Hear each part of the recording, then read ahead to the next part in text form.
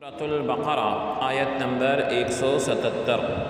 اعوذ باللہ من الشیطان الرجیم، بسم اللہ الرحمن الرحیم۔ لیس البر ان تولوا وجوہکم قبل المشرق والمغرب ولكن البر من آمن بالله واليوم الآخر والملائكة والكتاب والنبيين وآتى المال على حبه ذوي القربى واليتامى والمساكين وابن السبيل والسائلين وفي الرقاب وأقام الصلاة وآتى الزكاة والموفون بعهدهم إذا عاهدوا والصابرين في البأساء والضراء وحين البأس أولئك الذين صدقوا وأولئك هم المتقون۔ لفظی ترجمہ ہے لیسا نہیں، البرا نیکی، ان کے تولو تم پھیرو وجوہا چہرے کم اپنے، قبلہ طرف، المشرقی مشرق وا اور المغربی مغرب وا اور، لیکنہ لیکن، البرا نیکی من جو آمنا ایمان لایا بھی پر اللہ رب العزت، وا اور الیوم دن الآخری آخرت، وا اور الملائکتی فرشتوں، وا اور الکتابی کتاب، وا اور النبیین انبیاء، وا اور آتا دے المال مال علا پر حب محبت ہی اس کی ذوی صاحب القربہ قرابت، وا اور الیتامى یتیموں کو، وا اور المساکین مساکین کو، وا اور ابن السبیلی مسافر کو، وا اور السائلین مانگنے والوں کو، وا اور فی میں الرقابی گردنیں چھڑانے، وا اور اقامہ قائم کرے، الصلاۃ نماز، وا اور آتا دے الزکاۃ زکوٰۃ، وا اور الموفون پورا کرنے والے بھی کو، عہد ہم ان کے اذا جب عہد عہد کرے، وا اور الصابرین صبر کرنے والے، فی میں البأساء تنگی، وا اور الضراء تکلیف، وا اور حین وقت البأس لڑائی کے، اولئک یہی لوگ، الذین جنہوں نے صدقوا سچ کہا، واولئک یہی لوگ، ہم وہ، المتقون پرہیزگار۔ بامحاورہ ترجمہ ہے، نیکی صرف یہی نہیں کہ تم اپنے منہ مشرق اور مغرب کی طرف پھیر لو، بلکہ اصل نیکی تو یہ ہے کہ جو کوئی شخص اللہ رب العزت پر اور قیامت کے دن پر اور فرشتوں پر اور اللہ رب العزت کی کتاب پر اور پیغمبروں پر ایمان لائے، اور اللہ رب العزت کی محبت میں اپنا مال قرابت داروں پر اور یتیموں پر اور محتاجوں پر اور مسافروں پر اور مانگنے والوں پر اور غلام کی گردنوں کو آزاد کرانے میں خرچ کرے، اور نماز قائم کرے اور زکوٰۃ دے، اور جب کوئی وعدہ کریں تو اپنا وعدہ پورا کرنے میں ہوں، اور سختی تنگ دستی میں اور مصیبت بیماری میں اور جنگ کی شدت جہاد کے وقت صبر کرنے والے ہوں، یہی لوگ سچے ہیں اور یہی لوگ پرہیزگار ہیں۔ آیت کی تفسیر میں فرمایا گیا، لیس البر ان تولوا وجوہکم قبل المشرق والمغرب، اصل نیکی یہ نہیں کہ تم اپنے منہ مشرق یا مغرب کی طرف کر لو۔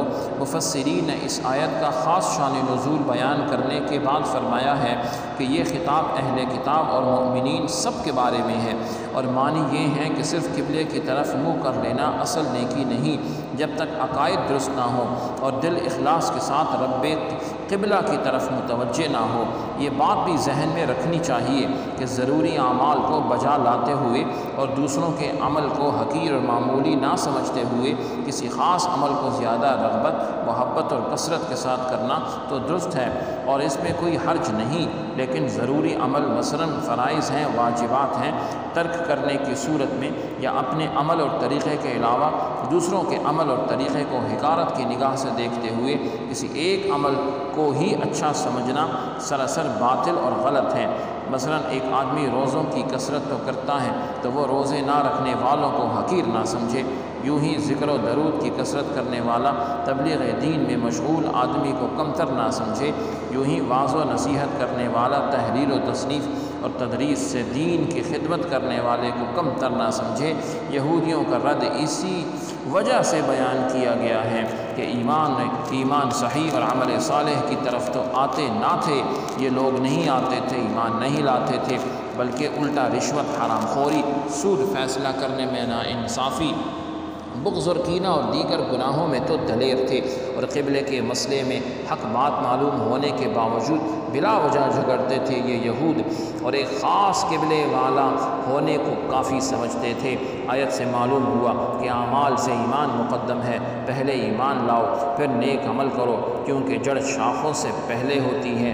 ایمان جڑ ہے اور اعمال شاخیں ہیں۔ ایمان میں سب سے اول اللہ رب العزت پر ایمان ہے۔ من آمن، جو ایمان لائے، ارشاد ہوا آیت کے اس حصے سے لے کر آخر تک نیکی کے 6 اہم طریقے ارشاد فرمائے گئے ہیں۔ نمبر 1 ایمان لانا، نمبر 2 اللہ رب العزت کی محبت میں مستحق افراد کو اپنا پسندیدہ مال دینا، نمبر 3 ہے نماز قائم کرنا، نمبر 4 زکوٰۃ دینا، نمبر 5 عہد پورا کرنا، نمبر 6 مصیبت سختی اور جہاد میں صبر کرنا، اور ان کی تفصیل جو ہے وہ کچھ یوں بیان فرمائی گئی۔ ایمان کی تفصیل یہ ہے کہ ایک تو اللہ رب العزت پر ایمان لائے کہ وہ حی ہے، قیوم ہے، علیم ہے، حکیم ہے، سمیع و بصیر و غنی و قدیر و ازلی و ابدی ہے، واحد ہے، لا شریک لہ ہے۔ دوسرا قیامت پر ایمان لائے کہ وہ حق ہے، اس میں بندوں کا حساب ہوگا، اعمال کی جزا دی جائے گی، مقبولان بارگاہ الہی شفاعت کریں گے۔ رسول اللہ صلی اللہ علیہ وسلم خوش نصیبوں کو حوض کوثر پر سیراب فرمائیں گے، پل صراط پر گزر ہوگا۔ اسی روز کے تمام احوال جو قرآن میں آئے یا رسول اللہ صلی اللہ علیہ وسلم نے بیان فرمائے وہ سب حق ہیں، ہم سب کا اس پر ایمان ہے دل و جان سے۔ تیسرا فرشتوں پر ایمان لائے کہ وہ اللہ تعالیٰ کی مخلوق ہیں، فرما بردار بندے ہیں، نہ مرد ہیں نہ عورت ہیں، ان کی تعداد صرف رب جانتا ہے۔ 4 ان میں سے بہت مقرب ہیں، جبرائیل علیہ السلام، میکائیل علیہ السلام، اسرافیل علیہ السلام اور اسرائیل علیہ السلام۔ چوتھا آسمانی کتابوں پر ایمان لانا، جو کتاب اللہ اللہ تعالیٰ نے نازل فرمائی ہیں، ان میں سے 4 ہیں۔ انجیل ہے، عیسیٰ علیہ السلام پہ نازل ہوئی ہے، زبور ہے داؤد علیہ السلام پہ، اور جو ہے اسی طرح جو ہے تورات ہے موسیٰ علیہ السلام پر نازل ہوئی ہے قرآن میں۔ ان سب پر ایمان لانا جو ہے، اسی طرح اور بھی ہیں انبیاء، شیس علیہ السلام ہیں، ادریس علیہ السلام ہیں، آدم علیہ السلام ہیں، ابراہیم علیہ السلام ہیں، ان پر صحیفے نازل ہوئی ہیں، صحیفے کہتے ہیں چھوٹی آسمانی کتابوں کو۔ 5واں تمام انبیاء علیہ السلام پر ایمان لانا کہ وہ سب اللہ تعالیٰ عز و جل کے بھیجے ہوئے ہیں اور معصوم ہیں، گناہوں سے پاک ہیں، تعداد صرف اللہ جانتا ہے۔ ان میں سے 313 رسول ہیں، 313 رسول ہیں، باقی سارے نبی ہیں جن کو نئی شریعت اور نئی کتاب ملے، وہ 313 ہیں۔ یاد رہے گا ایمان مفصل جو بچوں کو سکھایا جاتا ہے اس کی اصل یہ آیت بھی ہے کہ اس کے علاوہ دوسری آیت بھی ہے۔ آگے فرمایا وَآتَ الْمَالَ عَلَىٰ حُبِّهِ، اللہ کی محبت میں اپنے عزیز کو مال دے، اپنے اقارب کو، رشتہ داروں کو۔ اس سے پہلے ایمان کا بیان ہوا تھا، اب اعمال کا ذکر کیا جا رہا ہے، اور آیت کے اس حصے میں نیکی کا دوسرا طریقہ بیان کیا جا رہا ہے کہ اللہ تعالیٰ عز و جل کی محبت میں مستحق افراد کو اپنا پسندیدہ مال جو ہے وہ دے دیا جائے۔ 6 مصرف ذکر فرمائے ہیں اس آیت میں۔ نمبر 1 ہے رشتہ دار پر خرچ کرنا۔ حضرت سلمان بن عامر رضی اللہ عنہ سے روایت ہے، نبی علیہ السلام نے ارشاد فرمایا رشتہ دار کو صدقہ دینے میں 2 ثواب ہیں، ایک صدقہ کرنے کا اور ایک صلہ رحمی کرنے کا۔ حضرت ابو ایوب انصاری رضی اللہ عنہ سے روایت ہے، نبی علیہ السلام نے فرمایا سب سے افضل صدقہ کنارہ کشی اختیار کرنے والے مخالف رشتہ دار پر صدقہ کرنا ہے۔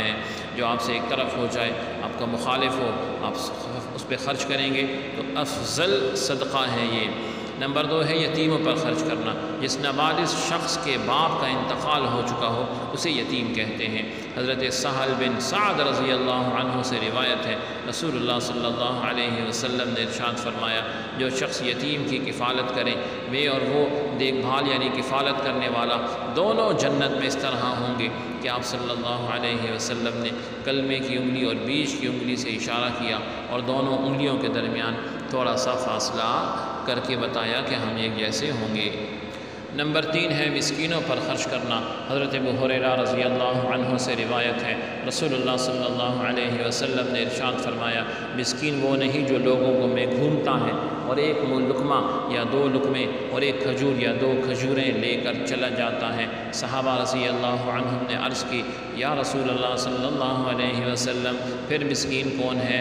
ارشاد فرمایا، جس کے پاس اتنا مال نہ ہو جو اس کی ضروریات سے اسے مستغنی کر دے، اور نہ اس کے آثار سے مسکینی اور فقر کا پتہ چلے تاکہ اس پر صدقہ کیا جائے، اور نہ وہ لوگوں سے سوال کرتا ہو۔ حضرت ابو ہریرہ رضی اللہ عنہ سے روایت ہے، رسول اللہ صلی اللہ علیہ وسلم نے ارشاد فرمایا، ایک لقمہ روٹی اور ایک مٹھی خرما اور اس کی مثال کوئی اور چیز جس سے مسکین کو نفع پہنچے، ان کی وجہ سے اللہ تعالی عز و جل 3 شخصوں کو جنت میں داخل فرمائے گا۔ ایک صاحب خانہ جس نے حکم دیا، دوسری زوجہ جو اسے تیار کرتی ہے، تیسرے خادم جو مسکین کو دے کر آتا ہے۔ پھر رسول اللہ صلی اللہ علیہ وسلم نے یہ بھی ارشاد فرمایا، حمد ہے، تعریف ہے اس رب ذوالجلال کے لیے جس نے ہمارے خادموں کو بھی نہ چھوڑا، یعنی رحمت سے انہیں بھی محروم نہیں فرمایا۔ نمبر 4 ہے مسافروں پر خرچ کرنا۔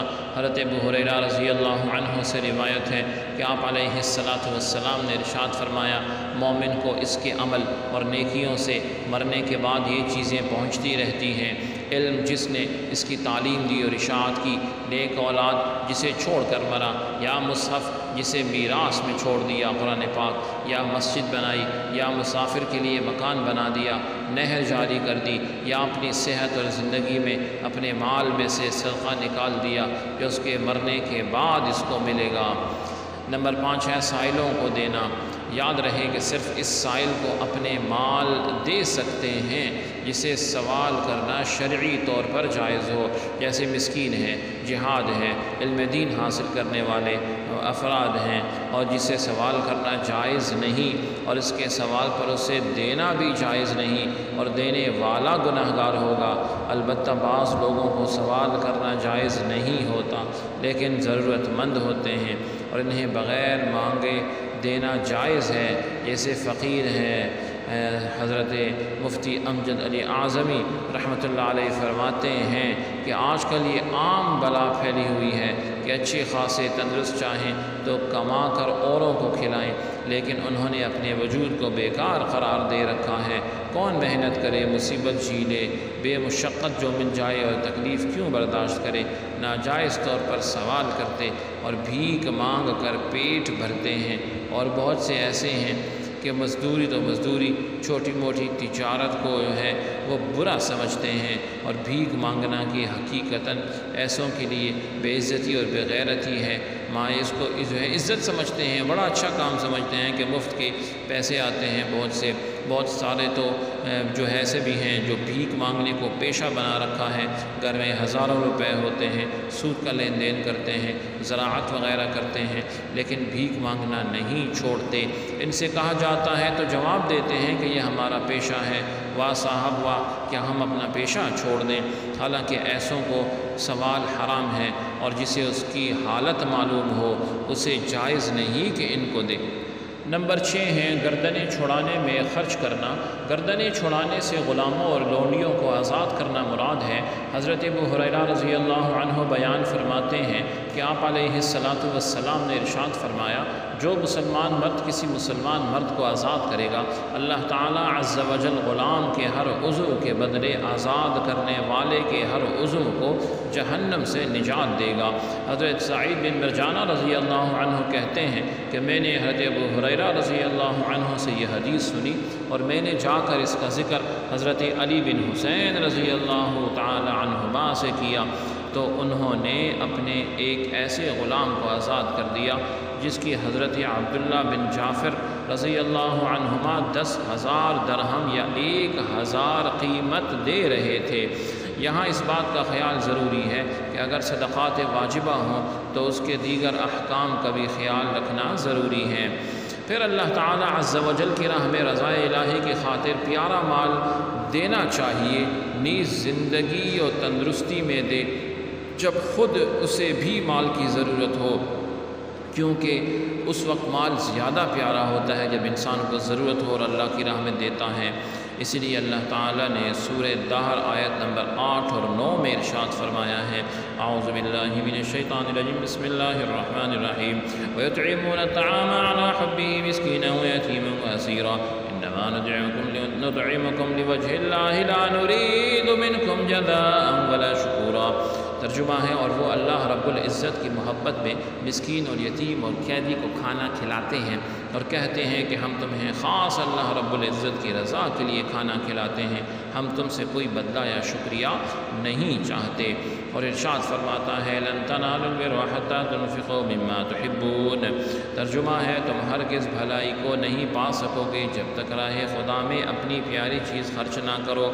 حضرت ابو ہریرہ رضی اللہ عنہ فرماتے ہیں کہ ایک آدمی نبی علیہ السلام کی بارگاہ میں حاضر ہو کر عرض گزار ہوا، یا رسول اللہ صلی اللہ علیہ وسلم، کون سا صدقہ و ثواب کے لحاظ سے بڑا ہے؟ ارشاد فرمایا کہ جب تم تندرستی کی حالت میں صدقہ دو اور تمہیں خود مال کی ضرورت ہو اور تنگستی کا خوف بھی ہو اور مالداری کا اشتیاق بھی ہو، یہ نہ ہو کہ جان گلے میں آ پھنسے اور کہے کہ اتنا فلاں کے لیے اور اتنا فلاں کے لیے، حالانکہ اب تو وہ ان کا ہو چکا۔ آگے ارشاد فرمایا، وَأَقَامَ الصَّلَاةَ وَآتَى الزَّكَاةَ، اور نماز قائم کرے اور زکوٰۃ دے۔ آیت کے اس حصے میں نیکی کا تیسرا اور چوتھا طریقہ بیان کیا گیا۔ فرض نمازیں اور ان کے ارکان و شرائط کے ساتھ ادا کرے اور اس کے مال جو زکوٰۃ واجب ہو اسے ادا کرے۔ آگے فرمایا گیا، وَالْمُوفُونَ بِعَهْدِهِمْ، اور اپنے عہد کو پورا کرنے والے۔ یہاں نیکی کے 5ویں طریقے کا بیان ہے، اور اس آیت میں عہد سے سارے جائز وعدے مراد ہیں، خواہ اللہ تعالیٰ عز و جل سے کیے ہوں یا رسول اللہ صلی اللہ علیہ وسلم سے، یا نیک یا نکاح کے وقت بیوی سے، یا کسی اور جیسے حکمرانوں کے وعدے عوام سے، بشرطے کہ جائز وعدے ہوں۔ ناجائز وعدوں کو پورا کرنے کی اجازت نہیں ہے۔ فرمایا آگے، وَالصَّابِرِينَ فِي الْبَأْسَاءِ وَالضَّرَّاءِ وَحِينَ الْبَأْسِ، اور مصیبت اور سختی میں اور جہاد کے وقت صبر کرنے والے۔ آیت کے اس حصے میں نیکی کے چھٹے طریقے کا بیان ہے کہ فقر و فاقہ اور بیماری وغیرہ کی مصیبت اور سختی میں اور اللہ تعالی عز و جل میں ہونے والی جنگ میں قتال کے وقت صبر کیا جائے۔